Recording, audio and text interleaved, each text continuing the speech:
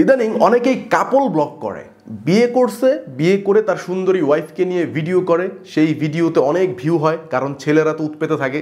হ্যাঁ, অমুকে বিয়ে করছে, বউটা না জানি কত সুন্দর, এগুলো দেখতে থাকে, দেখতে দেখতে ভিডিওতে অনেক ভিউ হয় আর অনেক বেশি লাভবান হয় সেই ছেলে এবং সেই মেয়েটা, অর্থাৎ যারা কাপল ব্লগ করতেছে।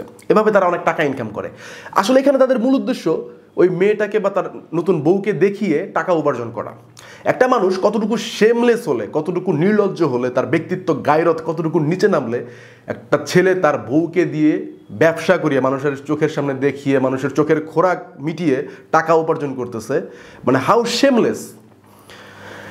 আমরা যদি নিজেদেরকে মুসলিম দাবি করি, বা একটা সময় যেরকম অবস্থা ছিল যে মানুষ নতুন বউকে দেখাতো না, বউরাও পর্দা করতো, মা খালারাও পর্দা করতো, মানে থিংস আর গেটিং চেঞ্জ নাও। এখন কি হয়েছে অবস্থা, একটা বিয়ের অনুষ্ঠান, একটা জন্মদিনের অনুষ্ঠান বা যে কোনো একটা অনুষ্ঠান, আচ্ছা তুমি তো সারা জীবন পর্দা করছোই, বাট বিয়ের দিন যদি একটু না সাজো, বিয়ের দিন যদি একটু চুল না দেখাও, একটু মেকআপ না করো সুন্দর করে, মানুষকে যদি না দেখাও, তাহলে কিভাবে হবে?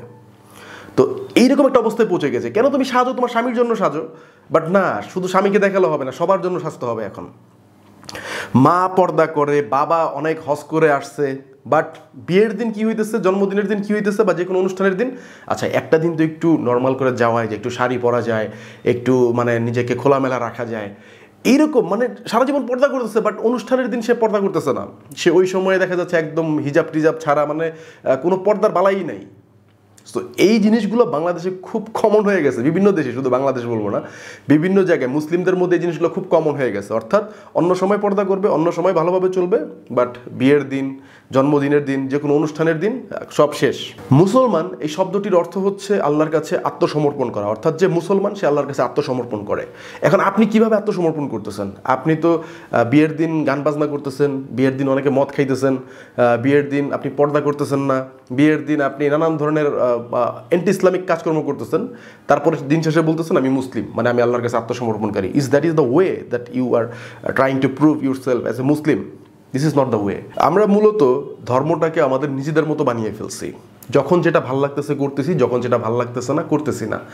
এইটার মাধ্যমে আসলে আমরা আল্লাহর কাছে আত্মসমর্পণকারী হিসেবে পরিচিত হচ্ছি না, বরং আল্লাহদ্রোহী হিসেবে আমরা পরিচিত হচ্ছি। তাই প্রতিটা ক্ষেত্রে আল্লাহর বিধানকে মানুন, প্রতিটা ক্ষেত্রে আল্লাহর বিধানকে সামনে রাখুন, যে হ্যাঁ আল্লাহর বিধান এই ক্ষেত্রে এই জিনিসের মধ্যে এরকম আছে।